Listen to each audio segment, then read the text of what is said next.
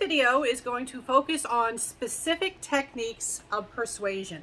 Specific techniques that people might use to try to convince you of something, try to get you to buy something, try to get you to sign on to something, try to get you to agree to a favor or a task in some way. And so, and these are not all the persuasion techniques that exist in the world. I'm going to give you a sampling.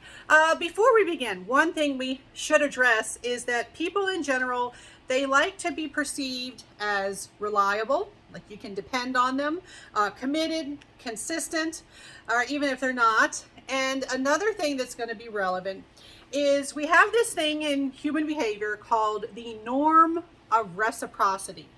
Reciprocity has to do with giving back, paying back. Like if you say, hey, I like you, and someone's like, yeah, I like you too. You got reciprocity in liking. The norm of reciprocity is when somebody does something for you or gives you something, you feel like you're supposed to give that back.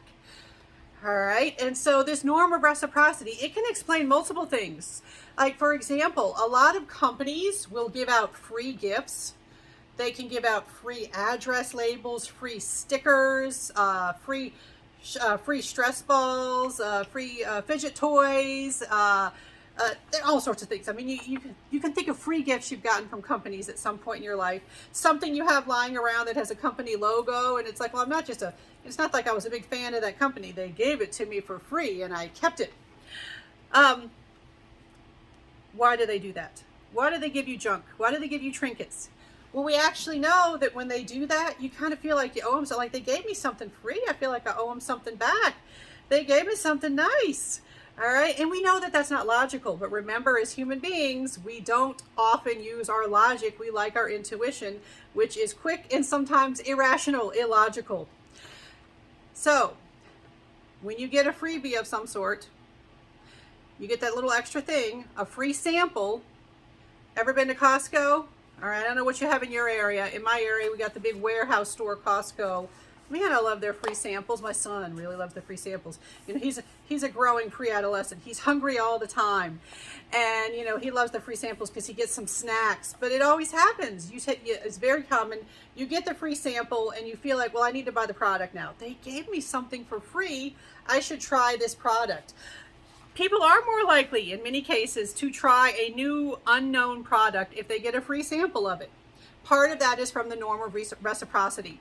This can also explain if you celebrate any holiday that involves gift giving. Sometimes you'll get a gift you didn't expect. Like maybe your neighbors who you never talk to, they'll come to your door and they'll give you a big old tin of cookies or something, and you're like, oh, thank you, you got me a present. And then you're like, quick, we got to get a present for the neighbors.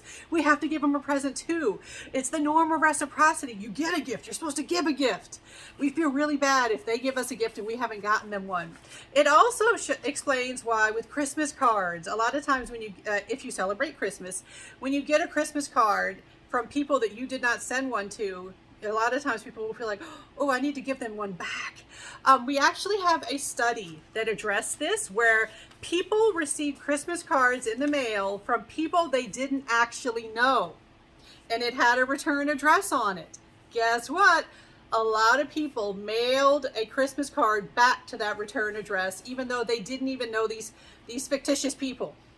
All right? So that's a good example of the norm of reciprocity at work. This norm of reciprocity can play into some of the other techniques that we use for persuasion, you know, kind of playing on the fact like, hey, you owe me something, or you've already gone so far. Just keep going with this decision making. All right, so some specific techniques. Let's talk about the foot in the door and door in the face techniques. I've had students be like, that's fake. In fact, I've had students who like never came to class and they see that as answer choices on a multiple choice test and they're like, are you tricking me? Are these real? Did we really go over something called this? Yes, we did. These are the official terms for this. All right, so foot in the door. Let's start with foot in the door. All right, imagine you're like a traveling salesperson and you're selling things door to door. You go and you knock on the door. Hello, I'm here to sell you something. How do you get your foot in the door? Right? Well, you can get your foot in the door, get by getting them to agree to something small, like getting them to agree to buy something small, something low cost, low commitment. Guess what? Once you have agreed to something small, you are more likely to agree to something large. You know, this also applies to getting favors from friends. Like maybe you might have a friend and you say, hey, can I borrow $1? Like, oh, actually I have $1. Sure, here's $1. Once you have it established, hey, this is somebody I lent $1 to, you start to think of them as like, okay, we have this working relationship. We're friends. We lend money to each other. And then they'll say, okay, can I borrow $20? You might not have been willing to lend them 20 if they started with 20, but you agree to $1, you're more likely to agree to 20 because it's already like established, like, hey, we do these things for each other, right? And salespeople can use that too. They can get you to buy something small and they're like, all right, you've already purchased something small. How about you purchase something large from us? All right, so that would be the foot in the door technique. You agree to a small initial first request, and then that makes you more likely to agree to a much larger request. Now, what's the door in the face? Slam it in your face. All right. This is where you go big right away. You start with a large request, knowing that they're going to slam the door in the face, that they're going to be like, I'm not doing that. But then you can follow up with, well, at least do the small thing. We are more likely to fall for that too. That, you're like, okay, well, I feel bad. I think of myself as a nice person and I'm not saying yes to this person. I'm not doing the thing that they asked. I already told them no. Well, I can at least do this small thing for them.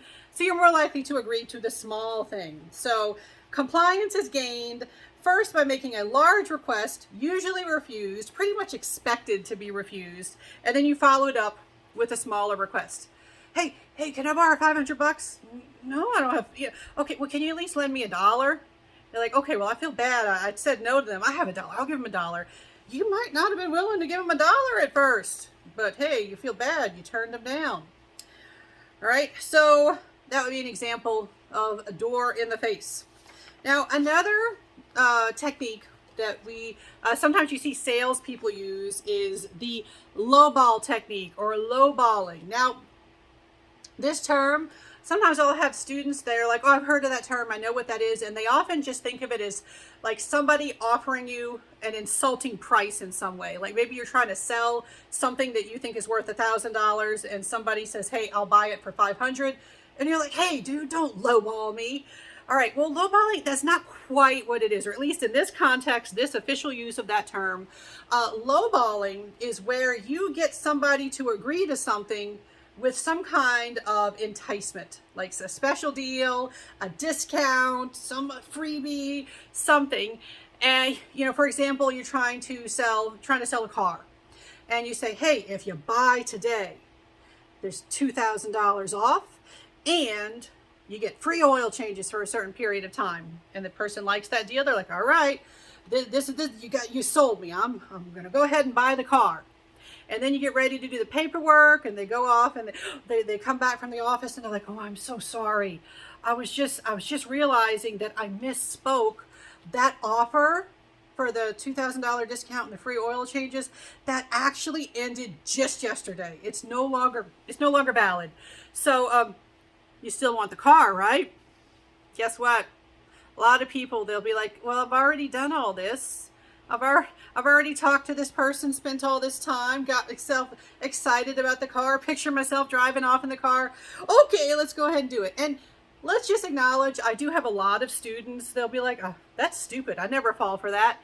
The question is not whether you personally would fall for any of these. The idea, they exist, and research shows that people do fall for these. Maybe not necessarily you in a specific condition. That's not the point. All right. So, in lowballing, it can work with salespeople. Sometimes it's outright dishonest. Other times it is more like a mistake. Like somebody will come in thinking that a certain offer, a certain deal applies, and not realize that it does not apply, or like somebody will check with their manager and the deal that they thought they'd be able to offer, they can't offer. But the idea here is you are enticed. You are brought in because of some special extra, or some special agreement, some special terms to the agreement, and then the agreement changes, and then it's like, well, do you still stick with the deal? And oftentimes we get to a certain point, we're like, okay, we're still gonna do it. All right, so this is just a sampling of some of the techniques, these specific techniques that can be used for trying to persuade people, trying to get people on board with buying something, joining an organization, anything you're trying to persuade somebody to do.